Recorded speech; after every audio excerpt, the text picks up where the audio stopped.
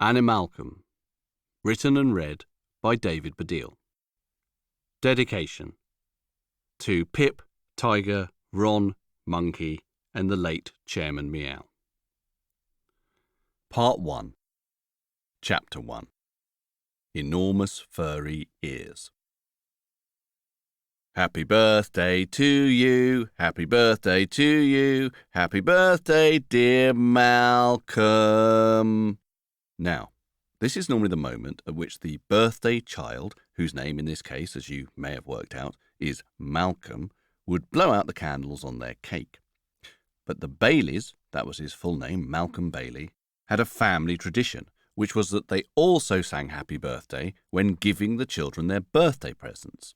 So this song wasn't being sung at a party, and it was not accompanied by a cake. It was just Malcolm's mum and dad, Jackie and Stuart, his grandpa, Theo, his teenage sister, Libby, and his little brother, Bert, on the morning of his 11th birthday, standing in a circle in the living room round a box covered in wrapping paper, which actually did have printed candles on it. Malcolm waited for the singing to finish. It was a bit of an annoying tradition, to be honest, because what he wanted to do was tear open that wrapping paper, because he knew that inside the box was what he really, really wanted, a laptop computer. He'd given his parents the exact specification: an FZY Apache 321, high-def screen, 2.7 G8Z processor speed, quad speakers with Nyhamic virtual surround sound, the fastest and coolest and baddest laptop on the planet. He could almost see it in his hands, touch its LED display backlit keyboard. Happy birthday to you! Smiling at his family, Malcolm reached over to pick up his present. Finally, he thought. For he's a jolly good fellow, for he's a jolly good fellow. Malcolm leant back, away from the present, still smiling, but through gritted teeth. Do they normally do this bit? He thought. For he's a jolly good fellow, and so say all of us. Great singing, guys, good job, thanks, said Malcolm, reaching forward for the present again. And so say all of us, and so say all of us, for he's a jolly good fellow, for he's a jolly good fellow, for he's a jolly good fellow, and so say all of us. His mum and dad and grandpa and sister and brother harmonised, surprisingly well actually, on the word us, making Malcolm think that the song must at last be over.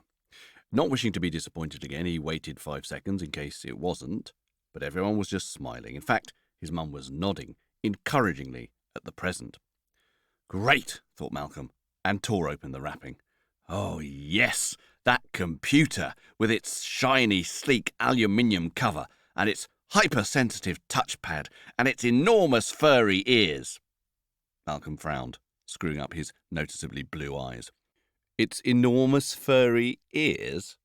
He didn't remember reading that specification when he was flicking through photos on baddestcomputer.net. But before he could quite work out what was going on, all the others were bending over and putting their faces very, very close to what was being revealed as the wrapping came off, which was not, in fact, a computer, or even a cardboard box containing a computer, but a cage. Isn't he the cutest thing? His mum was saying.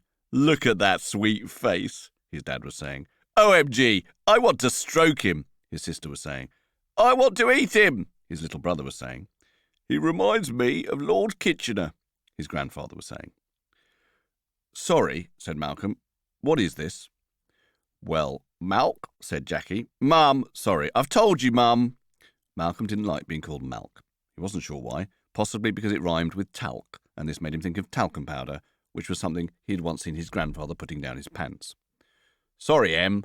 This was what his mum, who liked to give her children nicknames, sometimes called him instead of Malk. Malcolm was all right with that. It's a chinchilla, she continued. And not just any chinchilla, said Stuart. It's an Andean Lanagera. Pardon, said Malcolm. That's the breed. It means he's from the Andes in South America. That's the best type, the ones that make perfect pets. Malcolm looked down at the little creature. It was mainly white, with bits of speckled grey round its nose. It had round, sticky-out ears and a big fluffy tail. It was sitting up on its back legs, looking up at him hopefully. The chinchilla, like Malcolm, had very blue eyes. Those blue eyes seemed to widen as they saw Malcolm, like the animal had realised instinctively exactly whose pet he was meant to be. Malcolm looked back at the chinchilla. It could have been a special moment, a moment when boy and chinchilla and boy, could really have bonded. Time stretched as blue eyes met blue eyes across the bars of the little cage. But then Malcolm turned away, shaking his head and tutting. "Right, okay," he said. "So, where's my Apache 321?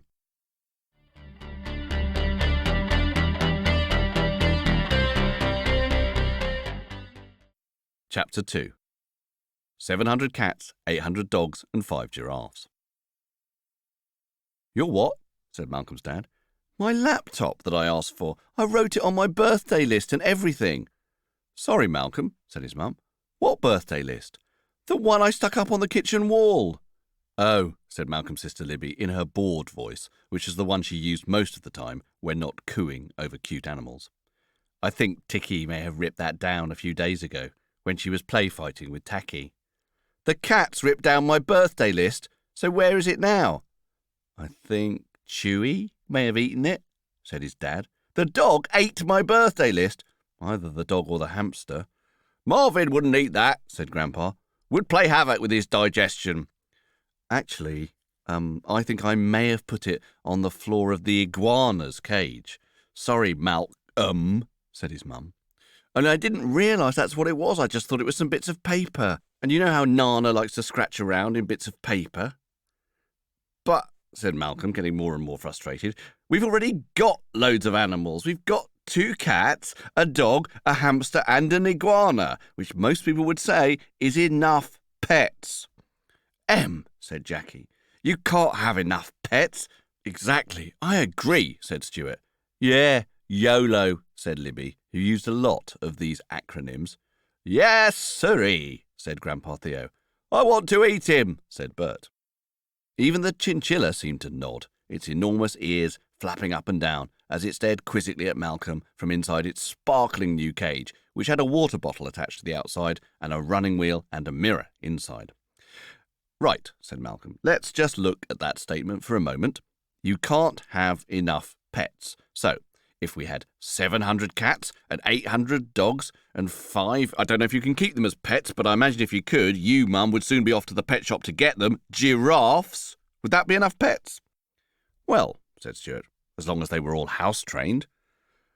"I don't think we could get a litter tray big enough for that many cats and dogs, Stuart," said Jackie, "to say nothing of the giraffes." Grandpa frowned. "I wouldn't like to see a giraffe use a litter tray, even if it was big enough." He shook his head. "Bottom's too far off the ground." TD. True dat. As well as using all the standard acronyms, Libby made up a lot of her own. "Hello," said Malcolm. "Are we seriously discussing the pros and cons of getting 700 cats, 800 dogs, and 5 giraffes now?" But this question was never answered, because the chinchilla, who later that day would be christened Chinny Recon by Stuart after a funny phrase he used to say at school in the 1970s, started running on the running wheel. "OMGTT," footnote 2, oh my God ×2, said Libby, crouching down next to the cage. "That's so cute." "Look at his little nose," said Stuart. "And his adorable enormous ears," said Jackie. "Actually, he doesn't look much like Lord Kitchener," said Grandpa Theo. "I want to eat him," said Bert. 11-year-old Malcolm watched the chinchilla running in his wheel for a moment. The chinchilla looked back at him, but kept running, almost as if he wanted Malcolm to be impressed. "Look," said Jackie, "he loves you." Malcolm looked at his family, clucking and cooing over the new pet. A part of him wanted to join them, to be in that group hug round the cage, but another part of him couldn't. "Yes," said Malcolm quietly. "Thing is, I don't love him." And for extra emphasis, a bit like the Terminator in one of Malcolm's favourite films does when he says hasta la vista, he said it again, but in Spanish, a language he had just started to learn at school. Yo no lo amo. As ever, when he tried to tell his family how he felt about animals, no one seemed to hear him. So he sighed and turned away, and walked down the hallway towards his bedroom, passing on his way the family's 2 cats, Ticky and Tacky, their dog Chewy, their hamster Marvin, and their iguana, Banana. As it happened, someone in the living room had heard him, someone with enormous ears, someone who could hear words even when they were said quietly, someone who, when Malcolm said, "Yo no lo ammo," stopped running on his wheel, got off, and went and sat in the corner of the cage, facing the wall.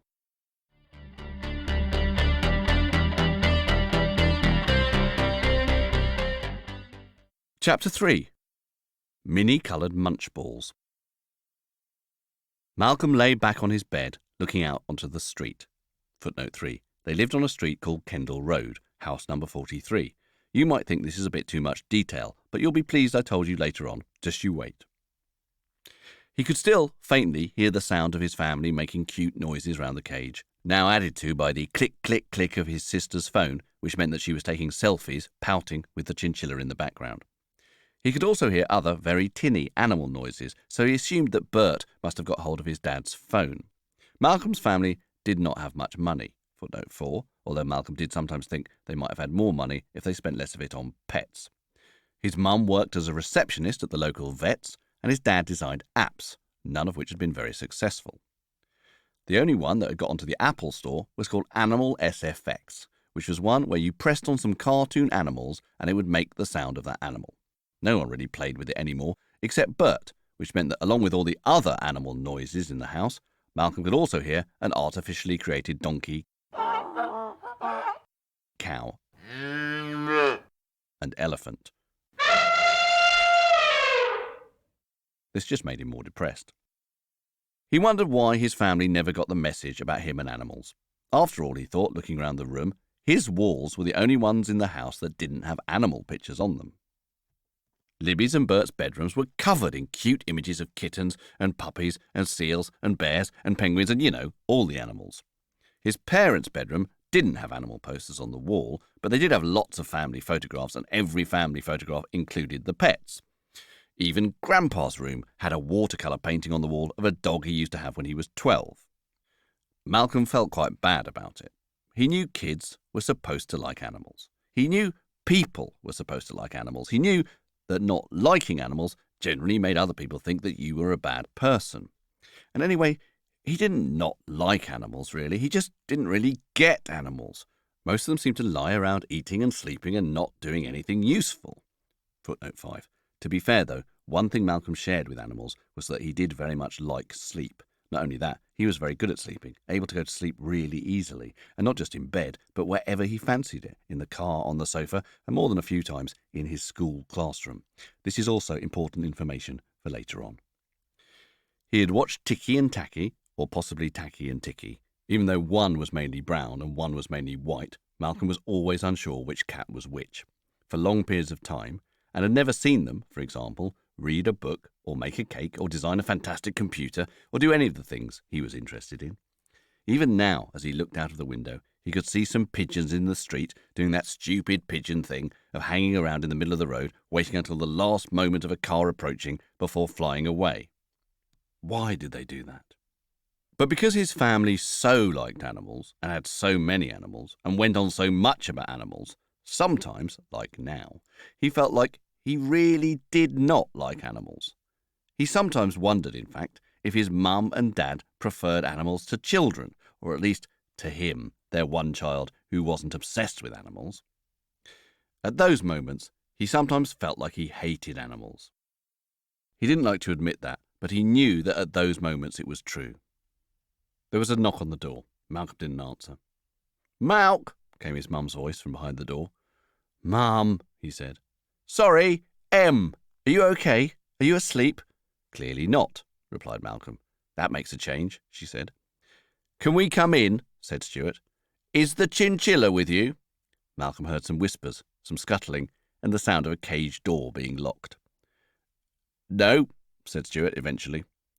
"OK," said Malcolm. The door opened and his family shuffled in, holding out like peace offerings Malcolm's other presents. Footnote 6, apart from Libby, who was holding her phone. Malcolm, immediately forgiving them for the chinchilla, greedily opened them. They were Caring for a Chinchilla, a guide, chinchilla treats, 20 kilograms, mini-coloured munch balls for chinchillas, 5 of these, all different colours. Controlling himself, quite well at first, Malcolm looked up from these presents and said, "Thanks. No, really, thanks. I really appreciate it. Anything not to do with chinchillas?" Jackie and Stuart exchanged glances. Of course," said Stuart, handing over another present. Malcolm unwrapped it suspiciously, then held up what was inside and looked at his parents. "It's a chinchilla," he said. "A cuddly toy chinchilla." "No," said Jackie. "I'd say it's a rabbit. Wouldn't you, Dad?" "Yes, or maybe a big-eared hamster." "Right, yes, a big-eared hamster. Maybe we should call it, Hammy Big Ears," said Stuart. "LOLTT," said Libby. Footnote 7. I'll leave you to work this one out. "Exactly," said Jackie. "Hello, Hammy Big Ears. Look at your cute, big hamster ears." "Right," said Malcolm. "So when you bought this cuddly toy, you weren't sure what kind of animal it was meant to be. It had no label of any kind. It wasn't in any particular section of the cuddly toy shop, perhaps the CH section just after cheetahs and chimpanzees." "Can I eat it?" said Bert. "I think that clinches it," said Malcolm, tossing the toy to Bert. "It's a chinchilla." And with that, he lay back on his bed with his arms crossed, looking up at the ceiling. "Mum, Dad," whispered Libby, "you know why Malcolm's like this, DC?" Footnote 8. Don'tcha? She lowered her voice to an even lower whisper, made lower still because of her bored voice, which was like someone speaking through a yawn. "It's 'cause of the monkey moment. IKEA. Footnote 9. I know everything always." "No, it's not," said Malcolm. The whisper had clearly not been whispery enough. Jackie and Stuart exchanged glances. "It probably is, isn't it, Stuart?" Jackie whispered. "Yes, darling, I think we all know it is," Stuart whispered back. "I think because of the monkey moment," said Jackie. "Yes, the monkey moment. Perhaps Malcolm still feels a bit traumatised around furry creatures." "The whispers aren't working," said Malcolm. "I can hear you. It's a small room, and it's got nothing to do with the monkey moment. Stop saying the words monkey moment." "What monkey moment?" said Grandpa. "Oh, Dad, we've told you 100 times," said Jackie. "Tell me again," said Grandpa. "You know how I forget things." Malcolm sighed and looked out of the window at a pigeon flying away from a car bumper at the last second.